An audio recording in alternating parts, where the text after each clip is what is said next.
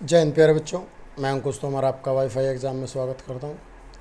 आपकी ये लूसेंट की फ़िज़िक्स की क्लास है, जिसमें आपको दो क्लास आपकी चली हुई है। एक न्यूमेरिकल की क्लास है और एक कंसेप्चुअल क्लास है। तो आज ये हमारे कंसेप्चुअल क्वेश्चंस की सीरीज़ का चैप्टर 13, कंसेप्चुअल क्वेश्चन की सीरीज़ का चैप्टर 13 नंबर 30 वैद्युत क्षेत्र, जो हमारा चैप्टर है इलेक्ट्रिक फील्ड।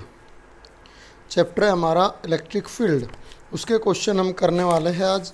यानी कि आज से 12th का पोर्शन स्टार्ट होने वाला है, जहाँ से लगभग 5 से 6 क्वेश्चन, लगभग 8 या 10 क्वेश्चन भी आ जाते हैं। ठीक है, तो इस पोर्शन को अच्छे से करना स्टार्ट कीजिएगा। अब तक लगभग 60% एग्ज़ाम में आने वाला पोर्शन कवर हो चुका है और 40% यहाँ से आता है। तो अच्छे से तैयार कीजिएगा भाई। इंटरेस्ट भी आपको यहाँ ज़्यादा आता है 11th के कंपेयर में, तो इसे अच्छे से करना स्टार्ट कीजिएगा। ज़्यादा समय अब आपका न लेते हुए क्वेश्चंस को मैं स्टार्ट करता हूँ।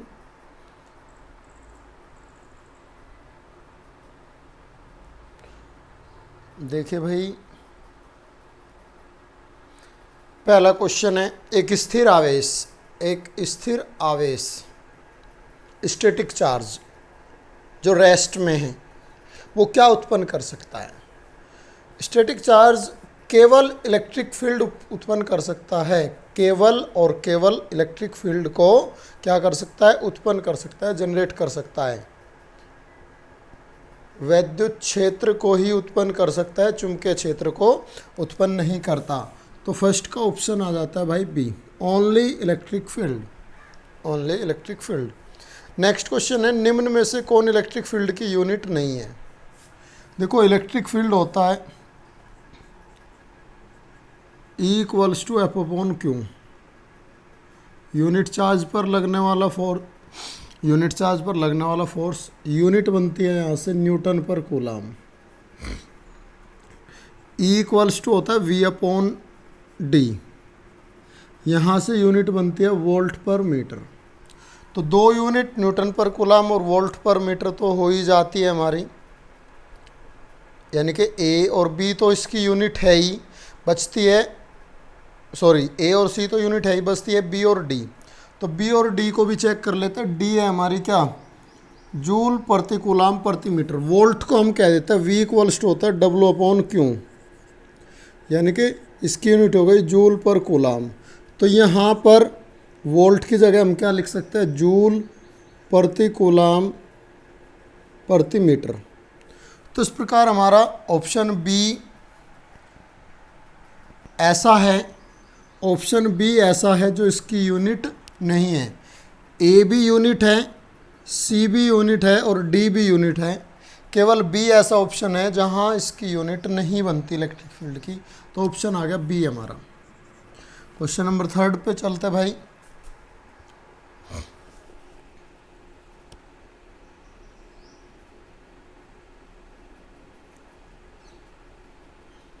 क्वेश्चन नंबर 3 कह रहा है, इलेक्ट्रिक फील्ड की एसआई यूनिट, इलेक्ट्रिक फील्ड की एसआई यूनिट ये रही भाई, न्यूटन पर कूलाम।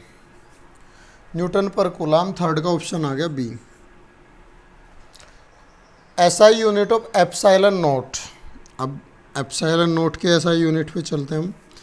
एप = होता है भाई 1/4 pi epsilon not Q1 Q2/R²। तो यहाँ से एप्सिलॉन नॉट निकालना है, इसे यहाँ ले गए, ये हो गया 1/4 पाई एफ Q1 Q2/R²। तो यहाँ से यूनिट निकलेगी कूलाम स्क्वायर प्रति न्यूटन मीटर स्क्वायर। तो यूनिट आपकी हो गई कूलाम स्क्वायर प्रति न्यूटन मीटर स्क्वायर, और ऑप्शन आ जाता है आपका ए, ऑप्शन आ जाता है ए। ठीक है भाई। देखिए भाई, क्वेश्चन नंबर 5 आपके सामने है। क्वेश्चन नंबर 5 कह रहा है, विद्युत आवेशों यानी कि इलेक्ट्रिक चार्जेस के बीच जो फोर्स लगता है किसने दिया है। वो इलेक्ट्रिक चार्जेस के बीच जो फोर्स लगता है किसने दिया है, कूलम्ब्स ने दिया है। अभी फॉर्मूला लिखा था, किसके नियम से है वो, कूलम के नियम से। कूलम ने क्या कहा था कि जो फोर्स होता है दोनों चार्जेस के मल्टीपल के प्रोपोर्शनल होता है और उनके बीच की डिस्टेंस के स्क्वायर के इन्वर्सली प्रोपोर्शनल होता है फोर्स। और ये दिया किसने था? कूलम्ब्स ने। ऑप्शन आ जाता आपका बी। क्वेश्चन नंबर 6, इलेक्ट्रॉन पर charge E equals to 1.6 into 10⁻⁻19 coulomb. ये स्मॉलेस्ट यूनिट ऑफ चार्ज है। इससे छोटा चार्ज, इससे कम चार्ज नहीं हो सकता किसी पर भी। और ये चार्ज ना ही किसी भी मल्टीपल में, सॉरी, किसी फ्रैक्शन में होता है, कंप्लीट मल्टीपल होता है, पूर्ण गुणांक होता है। ठीक है, तो 1.6 का पूर्ण गुणांक होगा या इतना होगा, इससे कम चार्ज नहीं होता। ठीक है भाई। नेक्स्ट क्वेश्चन, इसका ऑप्शन आ जाता है 6 का डी। क्वेश्चन नंबर 7, विद्युत रोधी माध्यम डाइलेक्ट्रिक मीडियम का डाइलेक्ट्रिक कांस्टेंट के या epsilon R equals to epsilon upon epsilon naught की वैल्यू क्या होगी? देखो भाई, धातुओं के लिए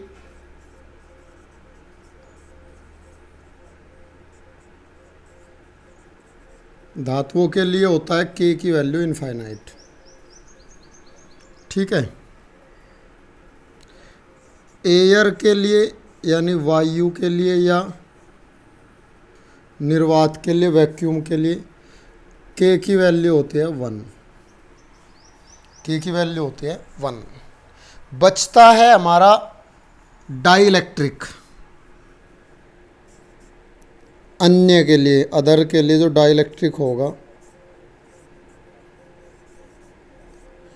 डाइलेक्ट्रिक के लिए के की वैल्यू क्या होगी? मोर देन 1 होगी। के की वैल्यू 1 से ज़्यादा होगी और इन्फिनिटी से कम होगी। तो अब इसके हिसाब से आपका ऑप्शन देख लीजिए क्या होगा। आपका ऑप्शन नंबर ए क्या है? -1 है, नहीं हो सकता। 0 नहीं हो सकता। 0 से -5 नहीं हो सकता क्योंकि 0 है ही नहीं। और बचता है आपका डी ऑप्शन 7 का। डी क्या होगा? डाइलेक्ट्रिक के लिए के की वैल्यू क्या होगी? 1 से ज़्यादा होगी। और वो क्या है? 1 से ज़्यादा है 5। ऑप्शन आ जाता है आपका डी। ऑप्शन आ जाता है भाई डी। क्वेश्चन नंबर 8 के लिए देखिए, सेम क्वेश्चन है इसी तरह का। क्वेश्चन नंबर 8 में क्या कहा है? डाइलेक्ट्रिक क्या होता है धातुओं के लिए? इनफाइनाइट। तो 8th का भी क्या आ जाएगा आपका? 8th का भी डी आ जाएगा, इनफाइनाइट। ये लिखा हुआ है यहाँ पर। Question number 9। क्वेश्चन नंबर 9 है, एक प्रोटॉन तथा एक इलेक्ट्रॉन एक समान विद्युत क्षेत्र में रखे हैं। एक इलेक्ट्रॉन और एक प्रोटॉन, यूनिफॉर्म इलेक्ट्रिक फील्ड। ये है यूनिफॉर्म इलेक्ट्रिक फील्ड। और इसमें एक इलेक्ट्रॉन है, एक प्रोटॉन है, रखे हुए हैं। दोनों पर फोर्स लगेगा। इलेक्ट्रॉन पर लगता है इलेक्ट्रिक फील्ड के अपोजिट डायरेक्शन में, और प्रोटॉन पर लगता है इलेक्ट्रिक फील्ड की डायरेक्शन में। दोनों पर इक्वल एंड अपोजिट फोर्स लगता है। बराबर तथा विपरीत दिशा में फोर्स लगता है। क्यों? दोनों का चार्ज क्या है? इक्वल होता है। प्रोटॉन और इलेक्ट्रॉन का चार्ज, दोनों का ही चार्ज क्या होता है? इक्वल होता है। और दोनों पर क्या होगा? इक्वल एंड अपोजिट फोर्स लगेगा। तो इस हिसाब से आपका ऑप्शन आ जाता है बी। उन पर लगने वाले विद्युत बलों के परिमाण बराबर होंगे, क्योंकि इक्वल लगता है ना। परिमाण इसलिए कहा है क्योंकि डायरेक्शन की बात आ गई। परिमाण इसलिए कहा है क्योंकि डायरेक्शन की बात आ गई। दिशा आ जाती है यहाँ पर, तो दिशा कह देते हैं कि भाई अपोजिट एंड इक्वल। ठीक है, तो ऑप्शन आ जाता है 9th का आपका बी। क्वेश्चन नंबर 10 देखिए, विद्युत क्षेत्र में प्रवेश करने वाले एक इलेक्ट्रॉन का प्रारंभिक वेग विद्युत क्षेत्र की दिशा से भिन्न है। कोई इलेक्ट्रॉन इलेक्ट्रिक फील्ड में एंटर करता है और उसकी डायरेक्शन इस डायरेक्शन से डिफरेंट है। एक इलेक्ट्रॉन एंटर करता है डिफरेंट डायरेक्शन पे, इस तरह से। ठीक है, तो उसका पथ कैसा होगा, ये कहता है कि उसका रास्ता कैसा होगा। देखो भाई, जब इलेक्ट्रॉन इस पर फील्ड की अदर डायरेक्शन से एंटर करता है तो इलेक्ट्रिक फील्ड में ये प्लस और ये माइनस इधर, तो ये क्या होगा, अगर अदर डायरेक्शन पे एंटर करता है तो ये माइनस की ओर झुकता चला जाएगा इस तरह से, सॉरी माइनस है तो क्या होगा, प्लस फील्ड में प्लस की ओर मुड़ता हुआ चला जाएगा इस तरह से। तो इसका पाथ कैसा हो जाता है, पैराबोलिक पाथ होता है। कैसा होता है भाई, पैराबोलिक, परवलयकार। कैसा पाथ होता है, पैराबोलिक परवलयकार पाथ होता है। ऑप्शन आ जाता है आपका ए, 10th का ए। क्वेश्चन नंबर 11,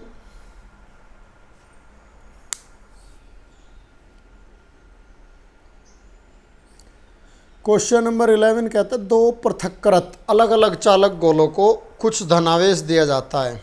देखो आइसोलेटेड चार्ज है, पृथक्कृत का मतलब है आइसोलेटेड चार्ज है। और जब आइसोलेटेड चार्ज को, सॉरी चार्ज बोल रहा हूँ मैं, आइसोलेटेड कंडक्टर हैं, ठीक है, उन्हें कुछ चार्ज दिया जाता है। आइसोलेटेड कंडक्टर को क्या चार्ज दिया जाता है, तो इसका द्रव्यमान क्या होगा, आइसोलेटेड चार्ज को, आइसोलेटेड कंडक्टर, ये कंडक्टर है, अलग अलग है, कुछ चार्ज इन्हें दिया गया, चार्जिंग की गई, प्लस चार्ज मान लिया दे दिया इन्हें, ठीक है। तो चार्जिंग करने पर इनके मास पर क्या इफेक्ट पड़ेगा, इनके मास पर क्या इफेक्ट पड़ेगा, इनकी डेंसिटी तो एज इट इज़ रहेगी या चेंज होगी, वॉल्यूम बढ़ जाएगा, वॉल्यूम क्या हो जाएगा, बढ़ जाएगा। तो वॉल्यूम बढ़ेगा तो rho equals to mass upon volume, इस पर क्या होगा, चार्ज का वॉल्यूम बढ़ जाएगा। जब वॉल्यूम बढ़ेगा तो डेंसिटी क्या होगी, कम होगी, और डेंसिटी कम होगी तो मास क्या हो जाएगा, इनका कम हो जाएगा। डेंसिटी कम होगी तो मास क्या होगा भाई, इनका कम हो जाएगा। तो हम क्या कहेंगे, द्रव्यमान मास क्या हो जाता है, घट जाता है, डिक्रीज हो जाता है। तो आपका ऑप्शन 11 का आ जाता है भाई ए, ऑप्शन क्या आ जाता है 11 का ए। नेक्स्ट क्वेश्चन पर चलते हैं।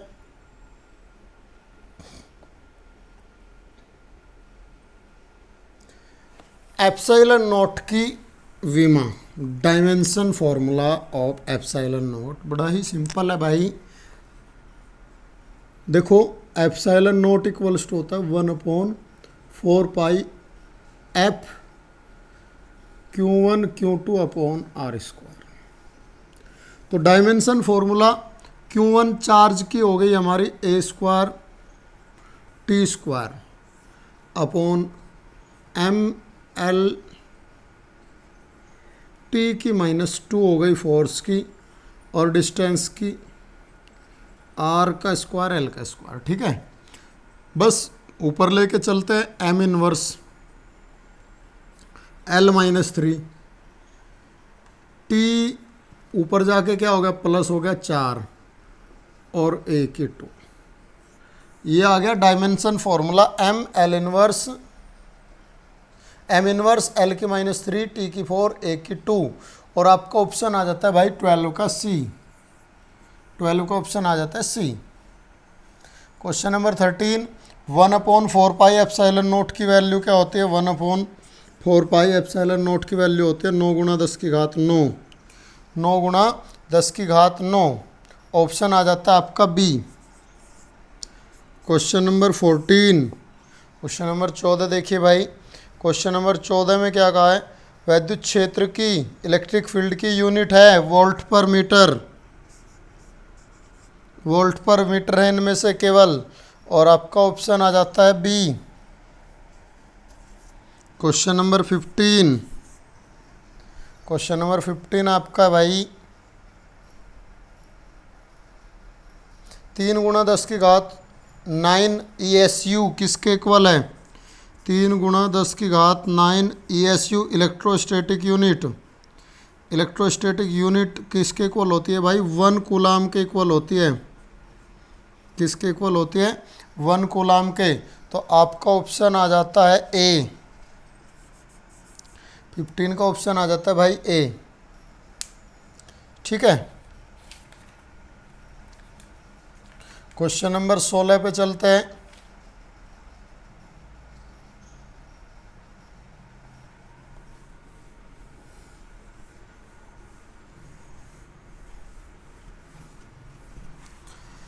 क्वेश्चन नंबर 16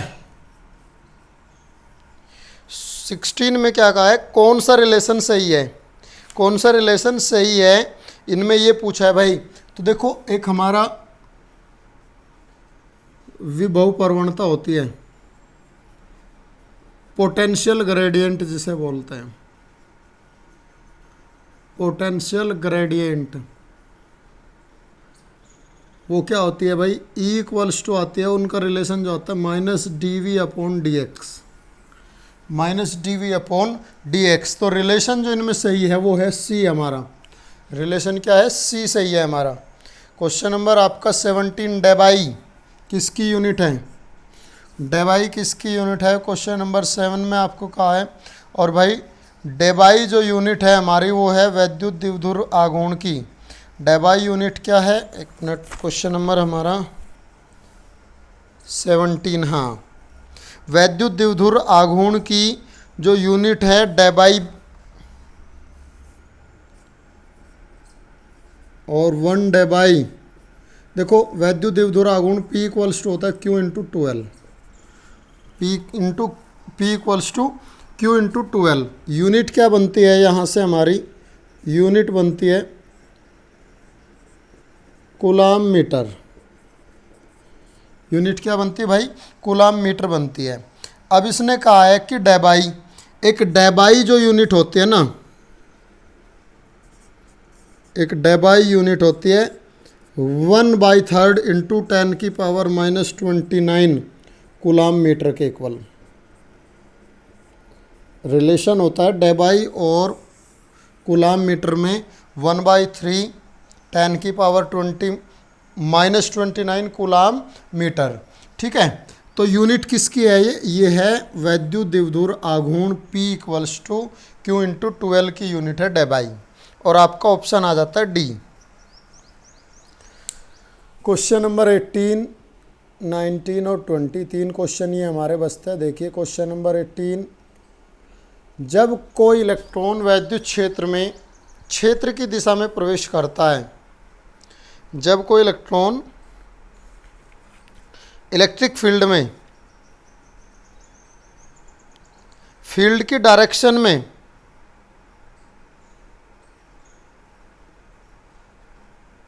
एंटर करेगा, तो उसकी, एक मिनट ज़रा मैं आपको बता दूं,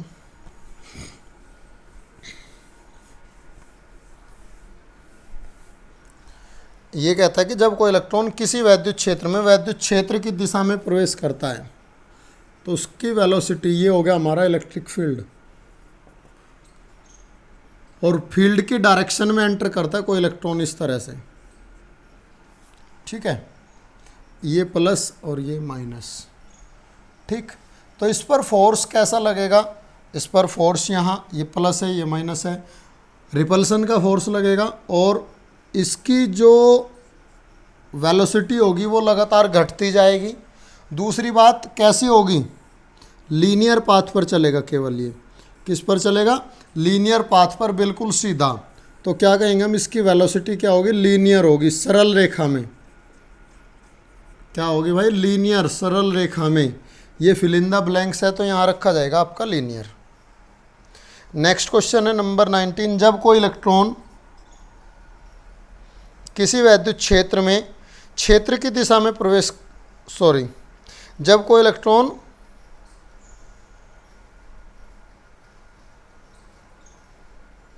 क्षेत्र की दिशा में प्रवेश करता है, सेम आ गया। तो पहले में क्या आ जाएगा आपका, लीनियर आ जाएगा, दो फिल इन द ब्लैंक्स है। पहले में क्या आ जाएगा, लीनियर, सरल रेखा। क्षेत्र की दिशा में प्रवेश करता है तो क्या होगा, सरल रेखा में। और जब इलेक्ट्रॉन क्षेत्र के लंबवत प्रवेश करता है, जब इलेक्ट्रॉन क्या करेगा, क्षेत्र के लंबवत प्रवेश करेगा, यानी कि इस डायरेक्शन से अलग, यानी कि इस तरह से कोई एंटर करेगा, तो उसका पाथ कैसा हो जाएगा, इस तरह से मुड़ जाएगा वो। और उसका पाथ कैसा हो जाता है, परवलयाकार, पैराबोलिक। परपेंडिकुलर एंटर करेगा या किसी अदर डायरेक्शन में करेगा तो क्या होगा, पैराबोलिक, परवलयाकार। और अगर क्षेत्र की डायरेक्शन में करेगा तो कैसा होगा भाई, लीनियर होगा। ठीक है, फील्ड की डायरेक्शन में करेगा तो लीनियर, और परपेंडिकुलर या अदर डायरेक्शन में करेगा तो परवलयाकार। ठीक है, और आपका क्वेश्चन नंबर 20, क्वेश्चन नंबर 20 क्या कहता है कि यदि आवेश और विद्युत क्षेत्र समान हो, चार्ज और इलेक्ट्रिक फील्ड क्या हो, सेम हो, तो आवेश में उत्पन्न त्वरण द्रव्यमान के कैसा होगा। देखो भाई, F इक्वल्स टू होगा Q इंटू ई के, और चार्ज और इलेक्ट्रिक फील्ड से उस पर कोई प्रभाव न पड़े, चार्ज और इलेक्ट्रिक फील्ड से कोई प्रभाव न पड़े, क्योंकि ये क्या है, सेम है, यानी कि कांस्टेंट है। तो एक्सीलरेशन A इक्वल्स टू क्या हो जाएगा, F upon M. Equals to क्या होगा, F अपॉन एम। जब ये कांस्टेंट है तो फोर्स भी कांस्टेंट है, तो फोर्स भी कांस्टेंट होगा। तो एक्सीलरेशन क्या होगा भाई, द्रव्यमान के क्या होगा, व्युत्क्रमानुपाती होगा। द्रव्यमान के क्या होगा, इन्वर्सली प्रोपोर्शनल होगा। तो यहाँ क्या आ जाएगा आपका, इन्वर्सली प्रोपोर्शनल, इन्वर्स या व्युत्क्रमानुपाती। क्या आ जाएगा भाई, व्युत्क्रमानुपाती, इस फिल इन द ब्लैंक्स में। ठीक है, तो आपके क्वेश्चन जो हमारे 20 क्वेश्चंस थे चैप्टर के, जो कंसेप्चुअल क्वेश्चन है वो सारे कंप्लीट हो जाते हैं। और आज की क्लास में बस इतना ही, कल नए चैप्टर के साथ में हम आपको मिलते हैं। आज के लिए बस इतना ही बेटा। क्लास अच्छी लगी हो तो लाइक कर देना, अपने दोस्तों के साथ शेयर करना, और जो चैनल पे नए हैं, अभी भी 20% स्टूडेंट ऐसे हैं कि वॉच टाइम हमारा ऐसे बच्चों से आ रहा है 20% वॉच टाइम, जो चैनल को सब्सक्राइब नहीं किए हैं, तो भाई चैनल को सब्सक्राइब ज़रूर कर देना। Thank you very much. जय हिंद सभी को।